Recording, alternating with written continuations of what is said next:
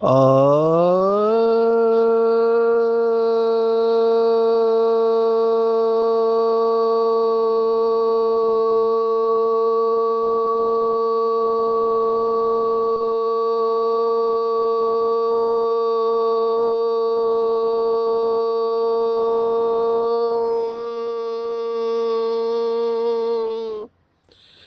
Shanti.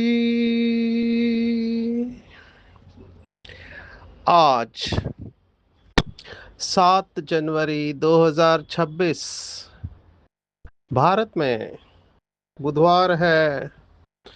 Today is 7 January 2026 and it's Wednesday in Bharat. आज की मुरली का जादुई रहस्य स्वयं को प्रेरणा देने के लिए magical secrets of today's Murli for motivating the self. आज की साकार मुरली दो शब्दों के ऊपर है। पूरा खेल इसी के ऊपर है।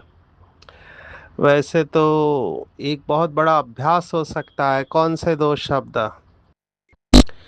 बाबा ने हमेशा बैलेंस की बात कही है, तो बहुत सारी चीज़ों का बैलेंस बाबा ने कहा हुआ है। ये एक बहुत अच्छा अभ्यास है।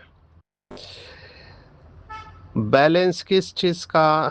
तो याद और सेवा का बैलेंस फंडामेंटल, कर्म और योग का बैलेंस फंडामेंटल, लौकिक और अलौकिक का बैलेंस फंडामेंटल। ऐसे ही दो शब्दों की बहुत सारी जोड़ियां है, जिसके ऊपर चिंतन करेंगे तो बहुत अच्छी अवस्था बन सकती है। आज की मुरली के दो शब्द आप मुझे पूछो तो मैं कहूँगा गुण और अवगुण। यस, गुण और अवगुण बाबा का एक बहुत सुंदर गीत है जो बहुत बाबा के बच्चों को पसंद है। गुण और अवगुण के कारण कोई हीरा है तो कोई पत्थर है। श्रीमद् भगवत गीता में इसके लिए पूरा अध्याय दिया हुआ है। 16वां अध्याय है दैवासुर संपत्ति विभाग योग। इसको संपत्ति कहा है। श्रीमद् भगवत गीता गुणों को संपत्ति कहती है। अभी और गहराई में जाएंगे तो बहुत सारी बातें समझ में आएंगी। ये 16वां अध्याय, इसमें गुण और अवगुणों की लिस्ट दी हुई है। इसके ऊपर चिंतन कर सकते हैं। हमने पहले भी देखा है। शुरुआत ही अभयम सत्व संशुद्धि, ज्ञान योग व्यवस्थिति ही, दानम दमश्च यज्ञश्च, स्वाध्याय तप आर्जवम। स्वाध्याय ये जो शब्द इसमें आया है, इसके ऊपर गुजरात में श्री पांडुरंग शास्त्री आठवले, इन्होंने तो पूरा परिवार ही खोल दिया। वो भगवत गीता के उपासक थे। 100 साल अभी उन्हें पूर्ण हुए। तो स्वाध्याय एक दैवी गुण है। इसमें बहुत सारे दैवी गुण थे। अभी दूसरा श्लोक जो है 16वें अध्याय का, अहिंसा सत्यम अक्रोध त्याग शांतिरपैशुनम दया भूतेश्वर लोलुप्त्वम मार्दवम हीर चापलम। एक एक गुण बहुत गहरा है। तीसरा श्लोक है, ये 3 श्लोक पहले है, जिसमें 26 गुण आते हैं। तेज क्षमा धृति शौचम अद्रोहो नाति मानिता भवन्ति संपदम दैवी अभिजातस्य भारता। तो ये सब जो गुण है, ये दैवी संपत्ति कही गई है। और आसुरी संपत्ति क्या है? तो 6 है। दंभो दर्पो अभिमानश्च क्रोध पारुष्यमेव च अज्ञानम च अभिजातस्य पार्थ संपदम आसुरीम। तो आसुरी संपत्ति और दैवी संपत्ति, तो देखो एक तरफ 6 है और एक तरफ 26 है। लेकिन कभी कभी ये 6 आसुरी संपत्ति पूरी दैवी संपत्ति के ऊपर भारी होती है। अभी इसके थोड़ा आगे जाएंगे। परमात्मा का जो वर्णन आया है श्रीमद् भगवत गीता में, कि वो गुणातीत है, माना गुणों से परे है, ऐसे एक प्रकार से कहते हैं, लेकिन वो मिसनोमर है। उसका यथार्थ भाव समझना चाहिए। गुणातीत माना क्या? और दूसरा एक शब्द जो परमात्मा के लिए कहते हैं, मैं स्टोरी के साथ कनेक्ट करूंगा। गुजरात में था, वलसाड़ में, तो एक भाई मिलने को आया। अभी वो बहुत पढ़ा लिखा था, शास्त्र भी पढ़े थे, पर उसका कंफ्यूजन है। उसके अंदर जो मूंछ थी वो ये थी कि भगवान को किस रूप में याद करे, सगुण साकार या निर्गुण निराकार। तो उसमें ही वो अटका हुआ था। अभी निर्गुण शब्द परमात्मा के साथ कैसे जा सकता है? निर्गुण का अगर स्ट्रेट अवे आप अर्थ लो तो जिसमें कोई गुण नहीं है वो निर्गुण है। अभी निर्गुण कैसे हो सकता है? परमात्मा जिसको हम सुख करता दुख हरता कहते हैं, वो निर्गुण कैसे हो सकता है? तो ये मनुष्य अपने विचारों को इम्पोज करता है, ये शब्द सब मनुष्यों के हैं। परमात्मा तो गुणों का सागर है, हर एक चीज का सागर है, जिसका गायन है कि जंगल को कलम बनाओ, धरती को कागज और समुद्र को स्याही बनाओ, और स्वयं ज्ञान की देवी सरस्वती अगर लिखने को बैठे उसकी महिमा तो भी पूर्ण नहीं की जा सकती। इतनी जिसकी महिमा है वो निर्गुण कैसे हो सकता है? लेकिन एक और अध्याय है भगवत गीता में, इसलिए भगवत गीता बहुत गुह्य है, समझने में टाइम लगता है। और वो अध्याय है गुणत्रय विभाग योग, ये 14वां अध्याय है। और ये अध्याय भी उतना ही डीप है, इसमें 27 श्लोक है। तो ये त्रिगुणों के ऊपर है, सत्व रज और तम। अभी इस अध्याय के अनुसार तीनों गुणों की आवश्यकता है, सत्व रज और तम। क्योंकि विनाश जो होता है वो तमोगुण के वजह से होता है, तो तमोगुण की भी आवश्यकता है, सत्व गुण की भी आवश्यकता है, और रजोगुण की भी आवश्यकता है। ये त्रिगुणात्मक प्रकृति बताई हुई है, और परमात्मा को गुणातीत माना इन तीन गुणों से परे, ऐसे वर्णन है। अब हम आते हैं आज की मुरली के ऊपर। आज की मुरली में इसका क्या कनेक्शन है? तो बाबा का ज्ञान जिन्होंने अच्छी तरह से समझा है वो आज की मुरली को जेरोक्स करेंगे। ये मुरली बहुत रेयर मुरली है, क्योंकि बाबा ने डिसीजन दिया है। परमात्मा का डिसीजन क्या है? क्योंकि यहाँ पर ही बहुत सारी गलतियां होती है। और परमात्मा ने ब्लैक एंड वाइट में कहा हुआ है, कृष्ण धवल कहते हैं हिंदी में। कई बार डिसीजन लेना मुश्किल हो जाता है, इसलिए एक जज के जजमेंट को बहुत अच्छी तरह सुनना चाहिए। जो अच्छे जज होते हैं उनका जो डिसीजन होता है वो बहुत बैलेंस होता है। बाबा की मुरली ऐसे ही है, क्योंकि सुप्रीम जज है बाबा। तो बाबा ने क्या आज डिसीजन दिया कि बच्चे कुछ भी हो जाए, माना किसी से भूल हो जाती है, तो कभी भी अपने हाथ में लॉ नहीं उठाओ, बाप को रिपोर्ट करो, बाप सावधानी देंगे। ये बहुत बड़ा डिसीजन मेरे हिसाब से लगता है। बाबा ने एक मुरली में कहा था, इवन निमित्त आत्माएं भी कायदा हाथ में उठा नहीं सकते हैं, वो कायदे को रिवाइज करा सकते हैं। देखो बाबा कहाँ तक गया है। तो इन मुरलियों को इसलिए जेरोक्स करके रखना चाहिए, ये डिसीजन है बाबा का। बाबा ने आज जो मुरली में कहा है, मैं चाहूंगा ये मुरली को बार बार पढ़े। मैं 2-3 बार पढ़ रहा हूँ इस मुरली को, क्योंकि बुद्धि में फिट रखना चाहिए। बाबा ने क्या कहा है देखो, बाबा के एक एक शब्द बहुत इंपॉर्टेंट है। अभी कई बार क्या होता है, हम एक ही मुरली पढ़ते हैं, नहीं, सभी मुरलियों को पढ़ के उसका निचोड़ ध्यान में रखना चाहिए, तब बाबा का डिसीजन पता चलेगा। बाबा ने देखो क्या कहा है, ये एक एक शब्द बहुत इंपॉर्टेंट है। बाबा ने कहा, कोई ना कोई खराबी तो सब में होती है। फर्स्ट स्टेटमेंट बाबा का, माना ऐसा एक भी कोई व्यक्ति नहीं है जिसमें कोई खराबी नहीं है, माना कमियां नहीं है। सब संपूर्ण तो नहीं बने हैं, कोई में क्या अवगुण है, कोई में क्या, वह सब निकालने का कॉन्ट्रैक्ट बाप ने उठाया है, ये तुम्हारा काम नहीं है।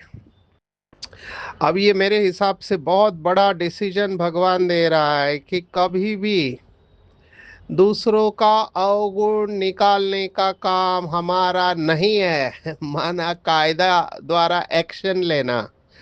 तो आप पूछेंगे बहुत बड़ी गलती की है, क्या हम उसको छोड़ दें? नहीं, मैं ये बिल्कुल नहीं कह रहा हूँ। बाबा स्पष्ट कह रहा है कि लॉ अपने हाथ में उठाए किसकी ग्लानि करना यह भारी भूल है। माना बाबा एक आज की मुरली में बार बार आ रहा है कि किसी की ग्लानि नहीं करनी है या निंदा नहीं करनी है। मेरे हिसाब से ये मिलियन डॉलर वाली पॉइंट मैं कहूंगा, क्योंकि मैंने सेंटर, घर, परिवार सब टूटते देखे हैं। और इसका एक ही कारण है, सुनी सुनाई बातों के ऊपर विश्वास करना। और कुछ लोग इसमें बहुत माहिर होते हैं, इधर की बात उधर करने में, और बेचारे भोले भाले जो बच्चे होते हैं वो इन बातों के ऊपर विश्वास करके अपना ही नुकसान कर लेते हैं। देखो, आज की मुरली की दूसरी जो अंडरलाइन पॉइंट मैंने की है वो सुना रहा है, कई बच्चे तो निंदा करने के बिगर रहते नहीं है। माना उनको खाना ही हजम नहीं होता है जब तक किसी की निंदा नहीं करते हैं। तो बाबा ने कहा किसकी भी निंदा नहीं करनी है। देवताएं किसकी निंदा करते हैं क्या? तुम बाप को बोलो तो बाप बहुत प्यार से समझाएंगे, नहीं तो टाइम वेस्ट होता है। अभी कुछ होता नहीं है जिसकी निंदा करते हैं। आप अपना ही चार्ट खराब कर लेते हो, इसको अच्छी तरह से समझो। एक आत्मा मेरे पास आई, अभी मैं भाई और बहन नहीं कह रहा, उन्होंने कुछ सुनाया तो मैंने पहले सुन लिया और फिर मैंने उनको मेरा अनुभव सुनाया, तो मुझे कहता है आपके साथ इतना हुआ है और आप चुप कैसे बैठे हो, आपको तो एक्शन लेना चाहिए। मैंने कहा यहीं पर तो ज्ञान की समझ आती है। अगर उन्होंने जो कुछ भी किया मैं भी वही करूं तो उनमें और मेरे अंदर क्या फर्क रहा? हमको किसी के ऊपर भी बदला बिल्कुल नहीं लेना चाहिए। अभी मैं अगर खोल के बोलूं यहाँ पर तो कई लोगों का नाम बदनाम हो सकता है, तो हम इसे गुप्त रखेंगे। लेकिन आपको केवल इशारा दे रहे हैं कि ड्रामा में कोई भी चीज छिप कर रह नहीं सकती है, आज नहीं तो कल उसको दुनिया के सामने आना ही है। इसलिए निश्चिंत रहना चाहिए, ड्रामा के ऊपर छोड़ देना चाहिए। कई लोग कायदा हाथ में उठाते हैं, उससे ज्यादा डिससर्विस होती है। मैं आपको कितने केस स्टडीज इसके ऊपर सुनाऊं, मेरे आंखों के सामने एक के पीछे एक केस स्टडीज आ रही थी, क्योंकि ये बहुत बड़ी गलती होती है। बाबा ने कहा निंदा करने से तो बाप को याद करो तो बहुत बहुत फायदा होगा, कोई से भी वाद विवाद न करना बहुत अच्छा है। मैं उन सभी आत्माओं को दिल से धन्यवाद देता हूँ जिन्होंने हमारे जीवन में विघ्न उत्पन्न करने की कोशिश किया। उत्पन्न तो कर नहीं पाए, लेकिन कोशिश किया, और उनके इस कोशिश की वजह से ही हम बेहद में चले गए। और बाबा का असीम प्यार कृपा बरस रही है नॉन स्टॉप। नॉन स्टॉप मैं ये अनुभव कर रहा हूँ। और तीसरी बात ये रही कि हम स्ट्रांग हो गए और वो किताब भी लिख दी हमने। ऐसे पेपर आए जिसको बाबा कहता है ब्राह्मण जीवन हिलाने वाले पेपर। तो बाबा से बात किया कि बाबा क्या करे, बाबा ने कहा तकलीफ हो रही है तो लिखो। हमने कहा लिखने की आदत नहीं है हमको, अभी नींद ही नहीं आ रही है, क्योंकि ऐसे पेपर आए तो फिर रात को बैठे 11 बजे लिखने को, तो 11 से सुबह 5 बजे तक लिखते गए प्रॉब्लम और सॉल्यूशन, प्रॉब्लम और सॉल्यूशन। मैं प्रॉब्लम लिखने जा रहा हूँ, सॉल्यूशन आते जा रहे हैं। तो मैंने देखा ये तो 70-80 पेज की किताब हो गई, इतना पेज लिख डाला, फिर उसको रिफाइन करके उसका किताब बनाया, जो हमारे परम आदरणीय रमेश भाई जी ने जिसका लॉन्चिंग किया। और ये किताब का बहुत अच्छा फीडबैक, जबकि इसमें कुछ विशेष नहीं है, जीवन के अनुभव ही है। तो उन लोगों को बहुत दिल से धन्यवाद दो जो आपके जीवन में विघ्न उत्पन्न करने के निमित्त बनते हैं। एक्चुअली वो विघ्न होते ही नहीं है, वो आपको संपूर्णता के तक ले जाने वाली परिस्थितियां होती है। इसके लिए मैंने बाबा का एक स्लोगन ध्यान में रखा है, बहुत मोटिवेशनल है। वैसे भी हम मोटिवेशनल सुनाते हैं, तो ये स्लोगन बाबा का बहुत मोटिवेशनल है। Opposition takes you to the position. माना जहां विरोध होता है वहीं पर विकास होता है। आप सोचो, मेरा दिल से था कि माताओं को पालना देनी चाहिए, क्योंकि एज अ डॉक्टर हम समझते हैं कि एक स्त्री के जीवन में, स्पेशली माता, अभी कुमारियों को यह अनुभव करना थोड़ा मुश्किल है, क्योंकि बच्चे को पेट में रखना, जन्म देना, उसको बड़ा करना, आपको उसके दर्द को फील करना आना चाहिए। तो बहुत सारे ऐसे केसेस देखे, और बाबा माताओं की इतनी महिमा करता है, तो हमने सोचा माताओं को पालना दे अच्छी, लेकिन हमको क्लास करने से रोक दिया गया। तो मुझे बहुत वंडर लगा। तो हमने कहा ठीक है, ड्रामा प्लान अनुसार क्या हुआ। ड्रामा प्लान अनुसार अभी 40 देशों में 40,000 माताएं सुनती है, पूरे विश्व में जाती है ये मुरली रहस्य। तो आप डरो मत, जब भी कोई पेपर आता है, मैं जब से आया हूँ ज्ञान में तब से देख रहा हूँ कि जो पेपर आया, उस पेपर ने हमारा क्लास बढ़ा दिया। सिर्फ विजय कहाँ पे होगी, तो आपको साइलेंस में रहना है। अभी अवस्था एक दिन में नहीं बनती है ना। अवस्था बनने में समय लगता है। तो बाबा की ये बातें बुद्धि में बैठने को टाइम लगता है। तो ये जितने भी पेपर आए, पहले लौकिक परिवार से पेपर आए, और कभी सोचा नहीं था कि अलौकिक परिवार से भी पेपर आएंगे, लेकिन वहां से भी पेपर आए। और ईर्ष्या का तो सबसे बड़ा पेपर होता है। मुझे तो पता ही नहीं था। लेकिन आप जैसे कहते हैं ना, जितने आपके ऊपर हथौड़े गिरेंगे उतनी मूर्ति निखरते जाती है। तो मैं फिर से धन्यवाद देता हूँ इन सभी आत्माओं को, क्योंकि उनके वजह से ही ये आज की वर्तमान की स्टेज। अभी तो बाबा की इतना अच्छा कनेक्शन है, योग में मेहनत नहीं है, दुआएं मिलती है। तो आप साक्षी अवस्था में जाओगे तो बहुत कुछ आपको सीखने को मिलेगा। तो आज की मुरली इसलिए मैं कह रहा हूँ, बार बार सुनना चाहिए। कितने केस स्टडीज, चलो केस स्टडीज सुनाते हैं, शायद पहले भी सुना है। कुछ आया कुमारों का ग्रुप, अभी उन्होंने देखा गड़बड़ हो रहा है, मेरे पास आया, बोले कि देखो ऐसा ऐसा गड़बड़ हुआ है, हम लोग एक्शन ले रहे हैं। मैंने कहा "भी मेरे पास क्यों आए हो"। तो उन्होंने कहा नहीं, आपके ऊपर ट्रस्ट है, हमको विश्वास है, इसलिए आपसे पूछ रहे हैं। तो मैंने कहा 100% बोल रहे हो या ऐसे ही बोल रहे हो? बोला नहीं, 100%। मैंने 1 मिनट बाबा को याद किया, देखा उनके पास सब कुछ था। फिर मैंने कहा छोड़ दो, उस आत्मा को माफ करो, बाबा को सुना के साइड हो जाओ आप। बोला आप ऐसे कैसे कहते हैं? मैंने कहा आपने मुझे पूछा इसलिए मैं डिसीजन दे रहा हूं, पढ़ो ही मत इसमें। लेकिन वही होता है जो बाबा ने कहा ना, देह अभिमान का भूत होता है सिर पर, बदला लेने का भाव होता है, नहीं सुना। आज उसमें से कुछ लोगों ने बाबा का हाथ छोड़ दिया, कुछ लोगों की शादी हो गई। अब ये सब क्यों किया? जिसके लिए किया उस आत्मा को कोई फर्क नहीं पड़ा। हमारे दशरथ भाई करके है, बहुत वरिष्ठ भाई है, पूना जोन वाले, जल्दी समझेंगे। इन्होंने साकार बाबा की पालना ली है, बहुत धारणा वाली आत्मा है। तो उनके क्लास में हमेशा वो एक बात सुनाते हैं। अभी यहाँ पर उसको हंडा बोलते हैं, हंडा और मटका। हंडा माना जैसे पानी का मटका होता है, लेकिन वो पीतल का होता है या स्टील का होता है, और एक होता है मिट्टी का मटका। तो मिट्टी का मटका और पीतल का बर्तन, मटका एक हो, अगर दोनों में युद्ध हो जाता है तो मिट्टी का मटका फूटता है, पीतल के मटके को कुछ नहीं होता है। तो वो खुद कुमार है, तो उन्होंने कहा कुमारों में बहुत जोश रहता है लेकिन होश गवा देते हैं। तो बिल्कुल, जो मैं वही बात दूसरे शब्दों में कहता हूँ, किसी के भी हिसाब किताब में इंटरफियर नहीं करो। अगर कुछ दिखाई भी दे रहा है तो बाबा को सुना के साइड हो जाओ, आप उसमें पढ़ो मत। निमित्त आत्माएं देखेंगे, अगर समझो आपको लगता है नहीं बताना जरूरी है, तो निमित्त आत्माओं को बताते समय भी बहुत बहुत शुभ भावना से बताना है।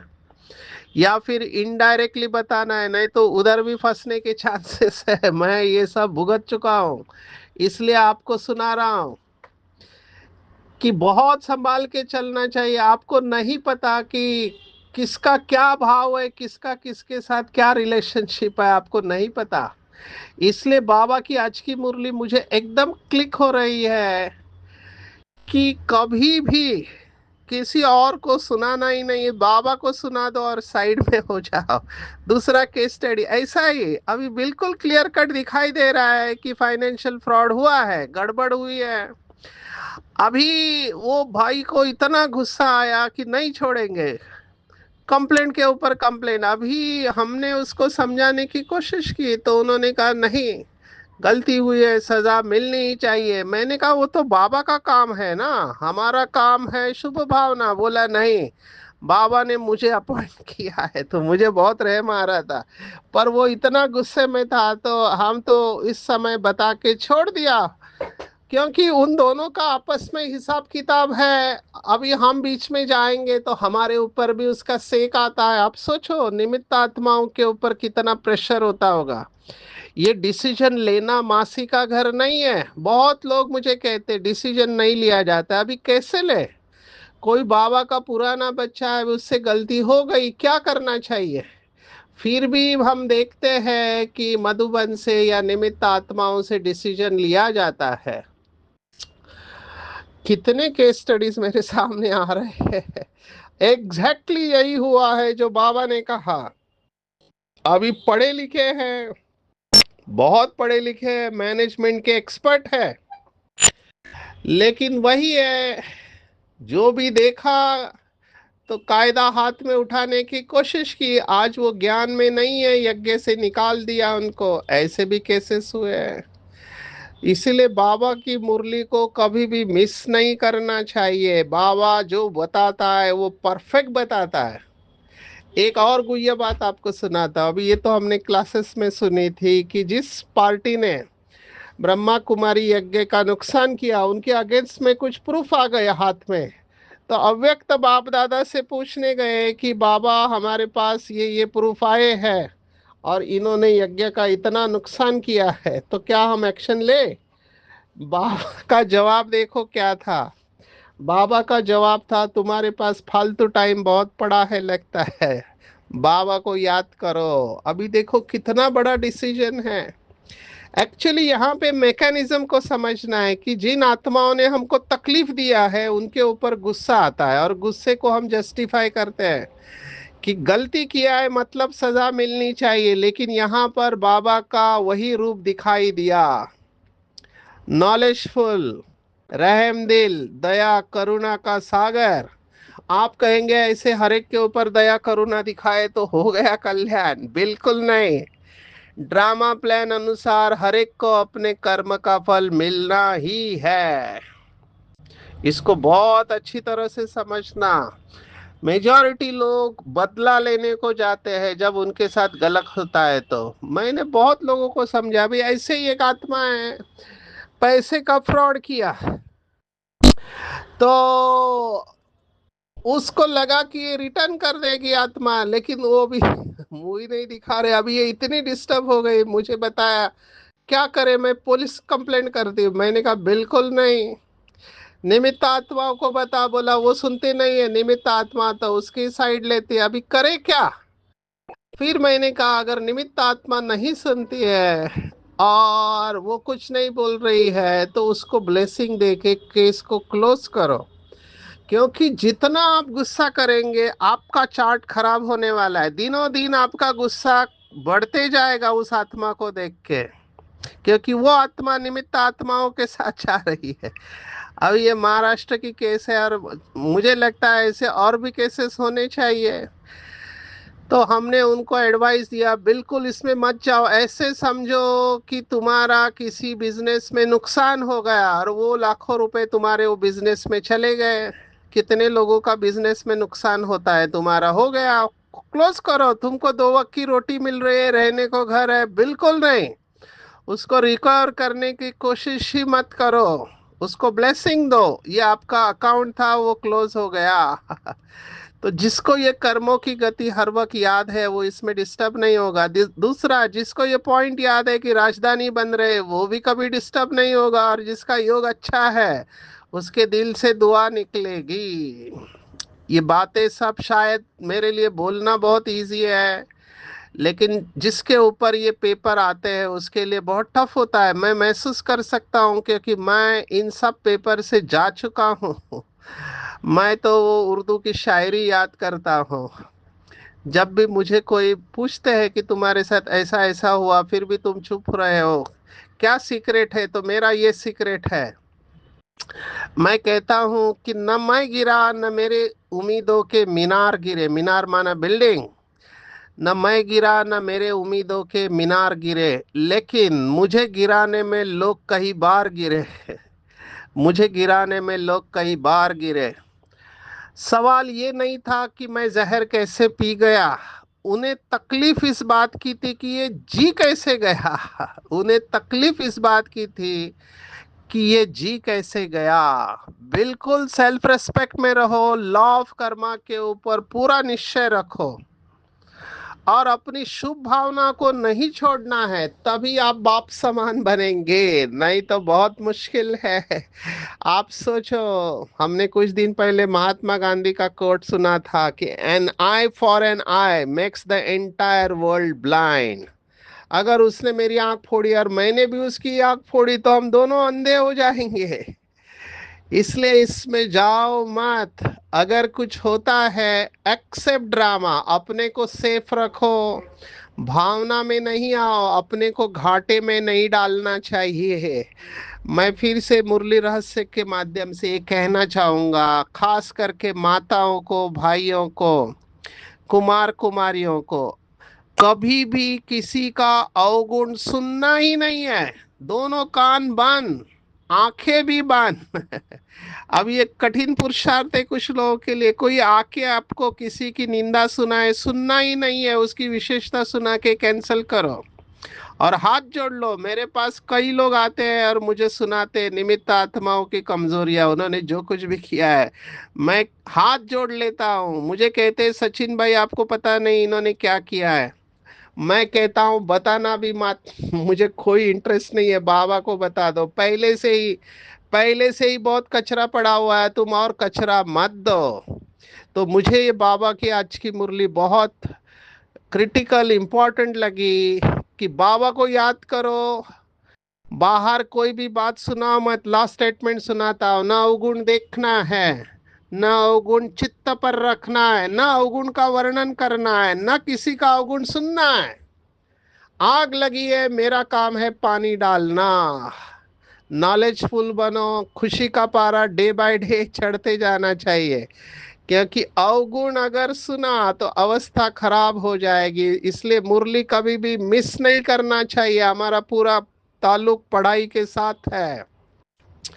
सदा कंबाइंड रहना है, आत्मा और शरीर कंबाइंड की लगातार पॉइंट आ रहे। कल आई थी पांडव, पांडवपति, शिव और शक्ति, जैसे आत्मा शरीर साथ है तब तक शिव शक्ति दोनों का इतना गहरा कनेक्शन है कि माया विघ्न डाल ही नहीं सकती है। साथी और साक्षी, ये दोनों का अनुभव होगा जैसे कोई साकार में सदा साथ है। बाबा ने अभी कहा था, हर वक्त जब निरंतर योगी की स्टेज हमारी बन जाएंगी तो हम ये अनुभव करेंगे कि हर वक्त शिव बाबा मेरे साथ है और मुझे बचा रहा है। अभी इसका निरंतर अभ्यास करेंगे तो क्या होगा, हर बात में विजय होगा, निर्विघ्न और एकरस अवस्था हो जाएगी। और इसके लिए विशेष एकाग्रता का अभ्यास करना है। ये बहुत सुंदर अनुभव होता है। योग में एकाग्रता जब बन जाती है, अमृत वेला या नुमा शाम या दिन में भी, तो ऑटोमेटिकली आपको इतना खुशी का अनुभव होगा कि क्या कहूँ। क्योंकि संकल्प सब समेट कर आप एक पॉइंट में स्थित हो जाते हो। अमृत वेले अभ्यास करना है, सुबह सुबह आँख खुलते ही कि मैं अवतरित हुई हूँ आत्मा, सेवादारी हूँ, ये पाठ पक्का है, लेकिन मैं श्रेष्ठ सेवादारी हूँ, आत्मा सेवादारी हूँ। ये पाठ पक्का करेंगे तो जीवन मुक्त बन जाएंगे। तो आज की पूरी मुरली धारणा के ऊपर है। रिवाइज करते हैं, कभी भी अपने हाथ में लॉ नहीं उठाना है। किसी की भूल हो जाती है तो बाप को रिपोर्ट करना है, उसका वर्णन सब जगह पे नहीं करना है, निंदा नहीं करनी है, किसी की ना सुननी है। बाबा को बताना है, क्योंकि अवगुण निकालने का कॉन्ट्रैक्ट बाप ने लिया है। बाबा बच्चों की खामियों को दूर करेंगे। गुस्सा नहीं करना है, समझने की कोशिश करना है। अवगुणी शब्द को मैं एक शब्द कहता हूँ, अवगुणी के बजाय गुणवान बनने के पुरुषार्थी, ये शब्द अपने डिक्शनरी में रखना। सब बाबा को सुनाने से हल्के हो जाएंगे। अपना मीठापन नहीं छोड़ना है, क्रोध में आकर किसी का सामना नहीं करना है, कंबाइंड स्टेज में रहना है, तो साथी और साक्षीपन का अनुभव होगा। एकाग्रता के अभ्यास से निर्विघ्न और एक रस अवस्था बन जाएंगी। और अमृत वेले ही अनुभव करे कि मैं अवतरित आत्मा हूँ, आत्मा सेवाधारी हूँ, ये पाठ पक्का करेंगे तो जीवन मुक्त बन जाएंगे। अच्छा, ओम शांति।